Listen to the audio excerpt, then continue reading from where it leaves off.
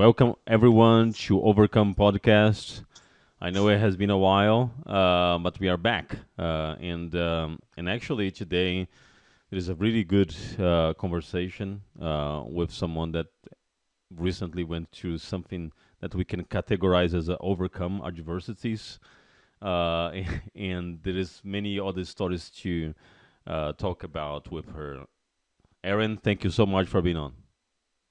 It's an honor. Thank you very much for having me. Erin, IFBB Pro. I think that my first question is, when did you get your pro card? It was about 7 or 8 years ago. So I did about 13 shows before I got my pro card, got it, and then competed as a pro in about 3 shows after that. And so been retired since then. And now I just coach other people to do shows. So I'm kind of out of it, but I'm actually considering doing one next year. There is always the that itchy to come back, right?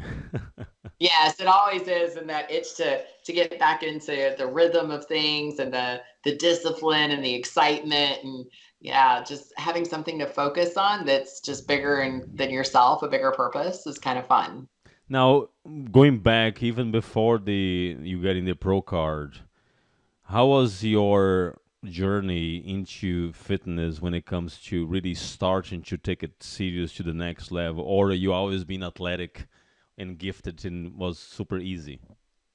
I don't know if I'm allowed to say this, but I was a little bit of a pothead in high school and college. Like I smoked a lot of weed. I didn't exercise at all. It was like this little scrawny little bitty thing. But I did work at a health food store and I learned a ton about herbal medicine, nutrition, supplements from the lady that I worked with there. And then kind of left that industry for several years and then went into banking for a little while, was a school teacher. And then I decided one day that I didn't really care for teaching at the high school level. And so it was only about 4 years into teaching. And I had already been teaching some fitness classes at like the YMCA and CrossFit. And so decided that I would give that a try as a full-time job, as a career. And that was about 20 years ago. And so it just took off, and I've been doing fitness, nutrition ever since then. And I absolutely love it. So, since my journey started, I've done several major accomplishments. My IFBB Pro card was one. I've also qualified for the CrossFit Regionals, but didn't go because it was during a bodybuilding show. I've also done a full Ironman. I've done numerous triathlons and marathons, CrossFit certified, 300-hour yoga certification. Wow. And yeah, so I've done, yeah, my list goes on and on and on. So I love picking a goal and then really working towards it. And then teaching myself how to overcome adversity, how to really like thrive in any condition, whether life is going easy and it's got that flow state, or if it's very chaotic, and just being able to overcome those obstacles, like even if it's family, if it's work, if it's health related, whatever it is, and being able to adapt to be able to still be successful. I just find that it's so rewarding to me. And as a coach, the more equipped I am with more experiences and how to overcome different obstacles, I'm such a better coach because I can be there for my athletes. I can say, hey, look, I've been there, done that, and this is what I think we should do to try to help you. Or I can give them the tools to equip them to overcome the obstacles that they face, knowing what worked for me and didn't work. Without giving them direct answers, but more of like leading to the water rather than actually just like, here's what you need to drink. And so I feel like all these different goals that I have set for myself over the years have just been so educational. Yeah, and you literally walk the talk, right? You've Yes. done, you have the experience, and you're able to influence and make your clients have a better decision on where to go. Because I think that one of the struggles, and I'm pretty sure that you probably have clients all over the place. You have competitors, but you also have people that just want to stay fit, right? Yes. I have lifestyle type clients also. Right, and sometimes the things that works really well for a competitor is not applicable to a lifestyle, because they don't really need that extra push or that rigid regiment, right? Well, and every person responds to different coaching styles too. Some people need more of a maternal figure, some need pep talks, some need, a good swift kick in the ass, and or helping them find out what motivates them. Because oftentimes, and teaching people that it's not always about motivation, it's about discipline and being able to show up even when you don't want to. So what do we need to do to help you feel more equipped to show up when you don't want to? And that's huge for long-term life changes and health changes. Yeah, I talked to many coaches in this podcast and many athletes, and there is always the thin line of saying, do what I say and follow the plan and trust the process. But what is the moment that it's time for the clients to also express, hey, this is really is not working for me, because sometimes I've seen some coaches being a little bit black and white. Either you follow this 100% or I'm not going to coach you. What is more your style? My style is, it really just depends on the client. So I purposely do an intake call with my client to find out, what are your obstacles? Is it self-talk or is it time? Is it we're not sleeping well and so we feel tired? Is it stress? Like, do we need to do some stress management? So I would say there's no blanket answer for that. And just because everybody is so different, everybody has their history, their Mm-hmm. experiences, their traumas, their things. And so I don't feel like as a coach, I can say that I am pigeonholed into one type of coach. Like, I am very, very, very versatile. Yeah, so you adapt your style according to the client, basically. Yes, most definitely. Yeah, that's great. When you transition, going back to your own journey, when you transition from a full-time teacher to start doing uh, this for a living, how was this adjustment from the standpoint of, well, now this is my job, this is how I need to pursue? Did you invest also in education to learn more, certifications and things like that, or you went all the way to practice and doing by executing? I would say I did both.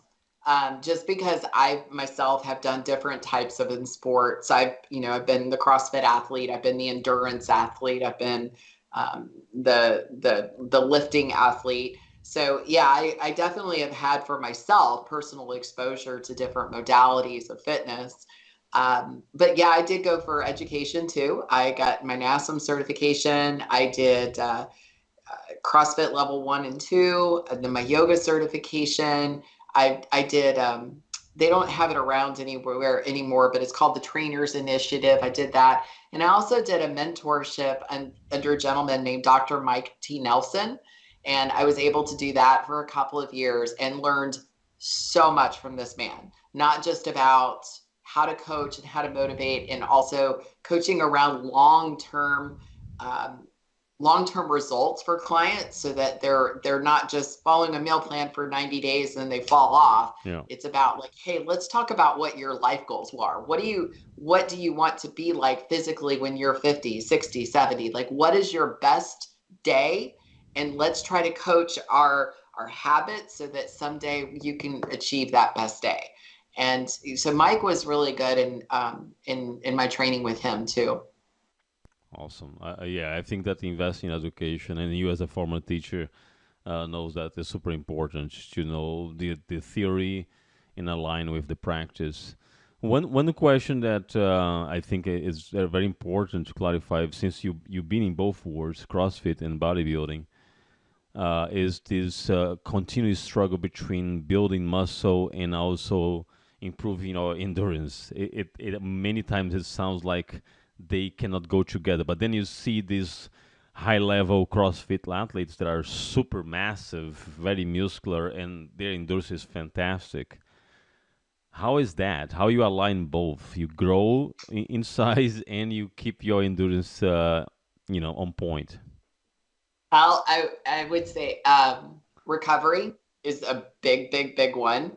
being able to plan your training out so that you're doing the progressive overload, but you're also adding those conditioning workouts. And then, there's always biochem, just to make sure that the body's adapting and recovering and taking the nutrients that we are giving it and using them properly. So it's a mixed method. You have to add, throw everything you can at it and then keep what works and take away what doesn't. I will say that, like a lot of bodybuilders are doing upwards of 5-10 hours of cardio a week when they get close to their show. So, and I see this with these athletes that have to do this much cardio to get lean. If you go send them to a VO2 test, they do amazing. They're strong, they're powerful, and now they have lower heart rates. So they're functioning as elite athletes. Now, how long they maintain that, that just depends on genetics and how much they're sleeping and how much micronutrients they're getting. Is there, a nagging injury, some kind of, chronic, injury that's popping up, lower back, knees, that sort of thing. So sometimes we're limited by those, but it's just a matter of balance and planning, really, really good planning. And I think also the nutrition is a little bit different, right? Because what I hear from CrossFit is that they are very high on carbs, and most of the bodybuilders, they are not as much carbs and are way more protein, right? So there is a difference in the nutritional facts for both. Well, I actually feed my athletes a lot of carbohydrates. My bodybuilder type athletes, I give them carbs. Their energy, they're going to build muscle, they're going to feel better, they're going to sleep better. So I actually feed my athletes a lot. Yeah. Yeah, I mean, I think it's also varies person by person. I say this because I personally been through a journey of losing 100 pounds before my first bodybuilding show, and until this day, carbs for me is something that I, I'm very sensitive to it. I gain a lot of weight, so I try to always stay in low carb because for many years I was morbidly obese, and after my first show, I kind of adapt to this high protein lifestyle and low carb. But you're right. I've seen a lot of other people doing high carbs. I do have high carbs day, but I don't keep carbs as much. Yeah. Well, yeah. And I mean, you cycle through some of that too. So sometimes you might be running a little bit higher carbs and then backing them off and then bringing them back in. Yeah. And, Now, that's the job of a coach, is being able to say, hey, we're pushing it a little too hard or a little too not enough. now, when you were competing, I'm assuming that you also had a coach, right? Yes. John Meadows was actually my coach. Oh, Joe Madden's has been on this show actually. In tragically, I interviewed him. I think 5 months prior to him passing away. Yeah. So he That was was amazing. devastating. So I actually met John. I was at the Arnold, and all these girls are up there, and I was like, wow, I'm gonna look like that, I'm gonna look like that, and I'm ready for my next show, and I'm gonna do that. And I lean over, and he leaned over, and he goes, so which one's your top pick? And I was like, that one, that one, that one. He goes, hey, I'm John. I was like, you're fucking John Meadows. And he's like, yeah. And so we started talking. We walked around the venue together, and he said, hey, who's coaching you? And I said, well, Shelby Starnes was coaching me. And then I went to Matt Jansen for a very small time. And John said, well, I'll coach you and I won't charge you. I was like, what? What? And so Really? he sponsored Wow. me. Yeah. So I was with him for about 4 or 5 years when I got my pro Wow. card. And then, yeah, he was amazing. So, talk about lessons learned by a good quality coach. He, one of my second to last shows, as before I got my pro card, I showed up, I had the third place curse. Show after show, I just kept getting that third place, third place, third place. And I was getting so frustrated. I'm like, when am I going to get my pro card? And so I placed third, and he said, I want you to come back in 3 weeks to Pittsburgh again. I'm like, no, I'm done. I don't want to do this anymore. He said, look, I will pay for your entry fees. I will pay for your airfare. I will pay for everything for you to do this show. He's like, that's how much I believe in you. And I couldn't let him down. I couldn't say no. So I busted my ass for those 3 weeks, went to the show, placed, got my pro card, and I was just like, thank you, thank you, thank you. Like John believed in me in a time where I was ready to give up, throw in the towel. And so he taught me a lot of lessons about generosity as a coach, about seeing, not really being attached to potentiality, but also being able to see that in a client and being able to give them the tools to be able to reach that potential. This is a beautiful story, and I'm not surprised because John was someone incredible. But this is beautiful, amazing, actually. Yeah, Chris Edmonds is also, he's kind of followed also in John's steps, and I used him as a coach for a little while, and he has a lot of the same um, techniques, and like the way he delivers information to his clients is very similar to John. Well, in 5 years with John, you definitely learned so much about not only his approach of nutrition but training too, because he had some really interesting approach with training. I learned how to use bands for training with John with the uh, the famous Mountain Dog bands bundle Mm. from Elite FTS. Yeah. Yeah, and he was great about putting them, combining machine work with the bands, and dumbbells and barbells with the bands, and yeah, like he was pre booty bands. Like he's the OG of the rubber bands. Now, so when you got your pro card, you said that you did after your pro card like 3 or 4 shows, something like that.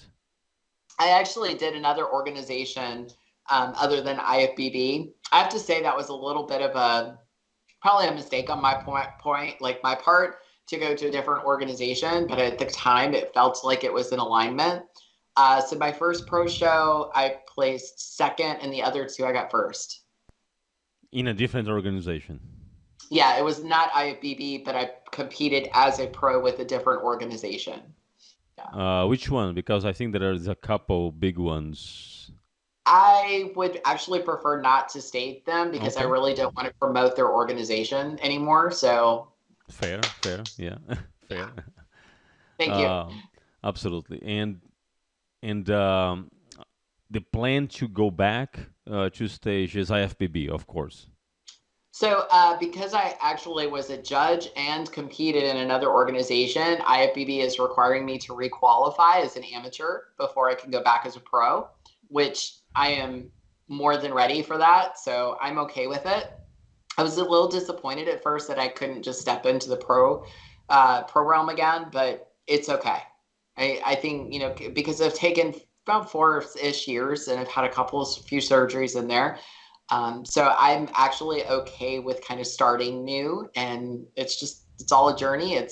I'm still going to prep the same way for an amateur show as I would a pro show. Yeah, Yeah. my heart is all in it. So.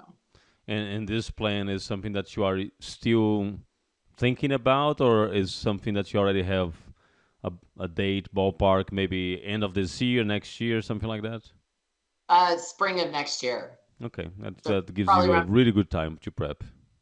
yeah, I'm thinking about I need a good 30 to 40 week growth season, and then to diet from there, about 15 to 20 weeks. I'm blessed in that I'm a hard gainer, so the dieting part is my weight comes off very fast, very easy. So it's actually harder for me to build muscle than it is for me to lose body fat. And nowadays you compete on master division? Yes, I'm 50. Wow. You definitely don't look 50. Thank you. Thank you. Uh, and so this is which division of the master? So my pro card is in women's physique division, but I'm thinking my next show will be figure. Figure. Okay. Perfect. Yeah. Since you mentioned the age, I was not going to try to make you review the age, but you said it. When you look back, you said that you have 20 years experience in this field, and you've been through many things. What do you perceive today in your prep? I know that you didn't start prep yet, but you look lean, so you probably stay in shape all year long. What is harder after 40s when it comes to gain muscle, losing fat, and what do you perceive on yourself that you learn a lot from it? For women in Yeah. general, eating the protein necessary to stay within a certain body composition. And then the second one for women in general is not prioritizing weight training. So those are the two biggest mistakes that I see women make. And for men, it's not training legs enough. Because you hear a lot about they're training upper body 5-6 days a week and legs once. It's like, come on, man, like you step it up. You got to do at least 2, maybe 3 of those leg days. Those are some big muscles. They've got a big impact on the metabolism. The bigger they are, the faster your metabolism. And so those are the two, and those are very, very big blanket statements. Yeah. Very big blanket statements. But what about recovery? Do you feel like it takes way more time now with the age to recover? Oh, yes. Yeah, I have noticed that. Like I require a little bit more sleep. I have to be very intentional about my water and protein intake. Um, and just instead of working, there were some days that I would work out 6 days a week and I was doing CrossFit 2-3 days a week. Like I was lifting 6 days a week and doing CrossFit. Or there were times that I was doing CrossFit and training for an Ironman. So I was running upwards of 40 miles a week and biking 150 miles a week plus CrossFit. So, I don't think I could do those things now. Like when I was doing them and I was really going hard, and now it's just, I'm a little bit slower now, and, my joints won't keep up, tendons won't keep up. But I feel like I'm learning the advantage of minimal effective dose as I get older. Mm-hmm. And that's not always about the drugs. That's minimal effective dose of lifting. I Yeah. do not need to go to the gym and spend 2.5 hours there. I need to get in there, get in, work, lift, be intentional about my time, and get in and out of there in an hour, hour and a half at the most. And so, adaptation, if I'm working out 2.5 hours a day, 5 days a week, my adaptation is that my body's going to be able to put out that much energy in that time period. And so if I adapt to a smaller time and a little bit less effort and put more time into recovery, walks, being out in sun, drinking water, taking my vitamins, all those things, like I put more energy into that, I just feel better and I look the same. And what about the load? Because I also feel like as you get older, I'm also 50. I actually turned 50 in December, and I feel like the load of the exercise, for example, when I was 10 years ago, when I was 40, I was able to push my body to lift heavier more frequently, and now I need a bigger interval between heavy sessions. Yeah. Yeah, I will say I do a little bit more volume than I used to do. That 5x5, we don't necessarily do that anymore. We might be doing 4x15 now. Yeah, so changing from the heavier stuff to more of a volume, more of a hypertrophy, is beneficial. I try to mix the two, though. It's one of the things that John taught me and I've learned through CrossFit is I think it's better to do both, rather than just, lift, rest, lift, rest. Let's do supersets one day and lift, rest the other day. And, so I think it's better, and it's better for the body, to get these different types of lifts in. Um, and I almost always program at least one 10-minute hit session per week, even in Oh my yeah, yeah, bodybuilders. yeah. Yeah. No, Yeah. hit sessions is really good. It's also good for the heart. Hmm. And when it comes, since you mentioned cardio, and you are not doing CrossFit anymore, I'm assuming, that since you are focused on bodybuilding, what's your main cardio right now? Is steady cardio like stairmasters, or you do? You said that you do hit once a week. What else do you do when it comes to cardio? I walk outside. So I try to get some sunlight every day. So and I do more of tracking steps to make sure that I get 10,000 steps a day because of, needs, non-exercise activity, thermogenesis. I'm more concerned about how I'm moving than sitting on a treadmill for 20 or 30 minutes and just burning calories. I'd rather, be purposeful about my time, be outside, listen to a podcast while I'm walking, meditate in nature, that sort of thing. So I'm more about connecting with things that are outside of the gym. But I do still do 2 10-minute hit sessions per week. And I have a Peloton at home that, maybe once a week I'll hop on it and do a little 20-minute hit ride.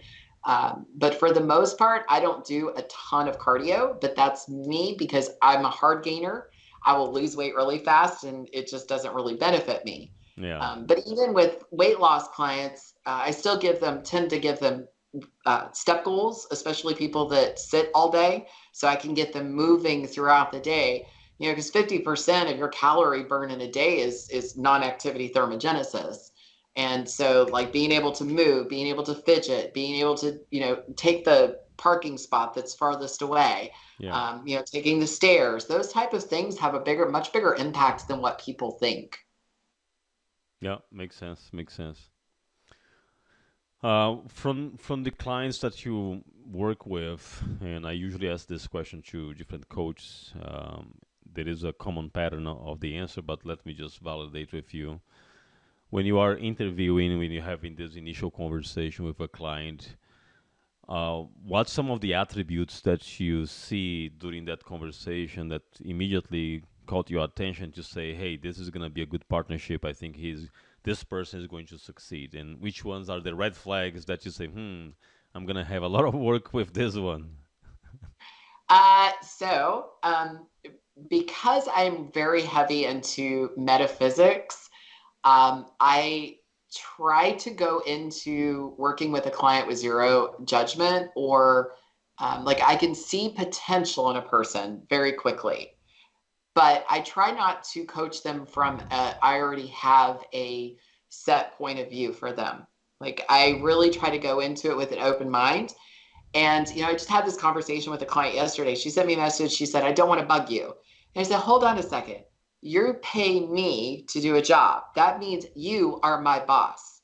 I am not in charge here. I may give you tools. I may give you a meal plan. I may give you the workouts, but you're the boss. I am working for you. And so for a client to come to me and me to have judgments, or me to, oh, great, this one's going to be a pain in my ass because they're going to ask too many questions. Like that's, to me, you shouldn't be a coach. That's an Like, excellent point. Yeah. yeah. So for me, I look at the things that I can control. Step goals. What are they eating? Are they sleeping at night? Are they drinking their water? Do we need to focus on behavioral goals, or do we need to focus on SMART goals? Like what works best for that client? So I do ask the question, like, what motivates you, and what are your biggest challenges for getting the things that you desire in life? But I don't think as their boss, it's not my job to judge. That's not my Hmm. job. Yeah. I don't even want that fucking job. Like you can have it. Like somebody else could do that. No, I think that the question was more from the sense of identifying, for example, if you could put the top five of your athletes that you ever coach, right? There are some patterns of behaviors that you see in all of them. Like, you, these are my champions. These are the top five that I ever coach, and all of them have these attributes. And Consistency. these, yeah, consistency is, of course, is number one, right? Consistency is number one. They show up whether they want to or not. They eat the chicken and the rice even though they don't want to. They skip the alcohol, even when they're with their families or out in social gatherings. Like people that are really consistent about their decisions on how they want to live their life, those are the people that get the best results. Those are the ones that go far. Those are the ones that go to nationals and get pro cards. Yeah. No, this is a great point because a lot of people they hire a coach because they want to stay motivated, and I always tell them, look, motivation comes and goes. If you don't have consistency, it's not gonna work. Yeah. You got to have the discipline to show up. And I tell people too that aren't very disciplined, I say to them all the time, like, it's kind of like brushing your teeth before you go to bed. Eventually, you don't even think about it. You're just, you get in your car and you go straight to the gym before you go home. You're creating a new habit. And that takes a little bit of time. but eventually it will become second nature for you to pull the chicken Tupperware out of the refrigerator before you go grab the cookies. Like those type of, once you focus on the behaviors that are needed, eventually it'll become second nature, it'll become consistent, Yeah. and you don't need motivation.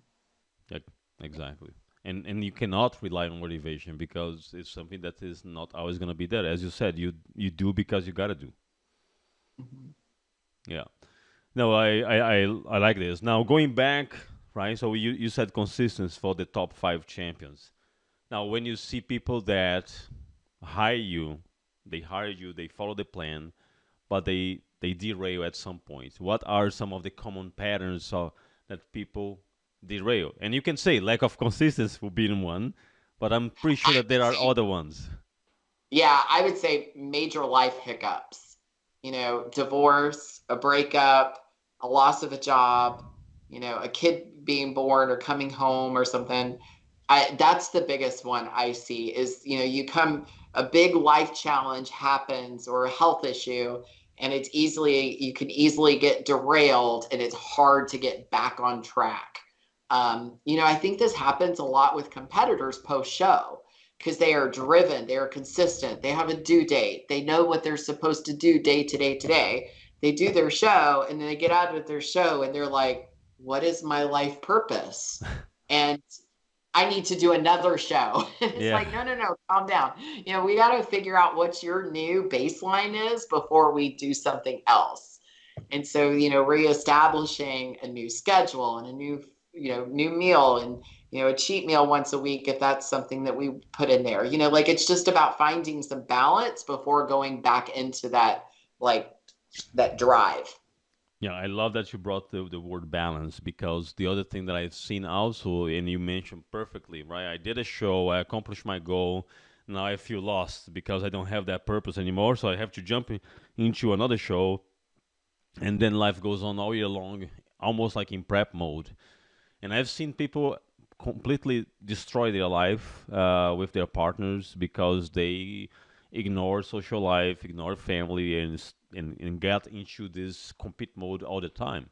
How do you identify those triggers to say, hey, slow down, don't go that direction? Exactly like you just said. I have a talk with them about, are you getting out there and being social? How is your interaction with your family? Are you doing some inner reflection? Are you journaling, meditating? What are you doing to work on your inner self and your self-worth so that you're not getting your self-worth out of your routine and out of your placing of a show? Like you are bigger than that and Yeah. you are so much more important in this world than that. So what do we need to do to have you come back to that importance? That feeling of authenticity, that feeling um, of moving through life with flow without having an end game. Did you ever pass through this type of situation where you were like so tunnel vision that you forgot everything else? Yes, Did you? Okay. And how did you identify and correct? that's a tough one. Um, I still think the last like year I've been slowly, for example, this is a great example. I've been eating out of Tupperware for 2 decades, pretty much, right? Yeah. Chicken and rice. So I recently got into a new relationship and we've been doing the whole like cooking dinner at home and sitting at the table on nice plates and eating together. And this has blown my fucking mind. Like, Like I'm like, that's people new. actually do this. And so I have to say, like, I have to call myself out of my own BS. Like, eating has not been a social um, thing for me in years. Even my kids growing up, it was like I ate, I cooked their food, they sat down, I sat and ate and watched them, eat and stuff. But I've never been the whole like, let's break bread together girl Mm-hmm. because I don't eat bread, right? And so now, having this new person in my life and being exposed to like, oh, let's go out to dinner. I'm like, let's cook in, let's like baby steps here, baby steps.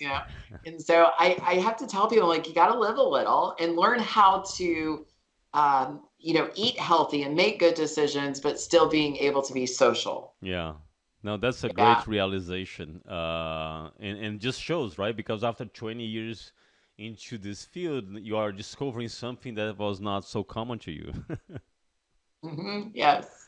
Yeah, it takes time. It takes time. But it's interesting that you were able to have this realization and start to enjoy, because that's really enjoyment of the little things. For sure. Yeah, For sure. it changed perspective. But it will be very interesting to see how all this is gonna play out when you are in the middle of the prep. I don't think that those those dinners will happen too often anymore, right? Hey, that or he's going to be eating prep food with me. Right, exactly.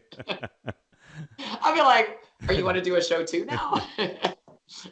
Excellent. Well, it was a great conversation, Erin. Thank you so much. I know that we try to schedule this for at least 2 months now, and I know I that know it. yeah, I know that you've been through a lot lately. I'm very glad to hear that everything is going well and you are back to full activity.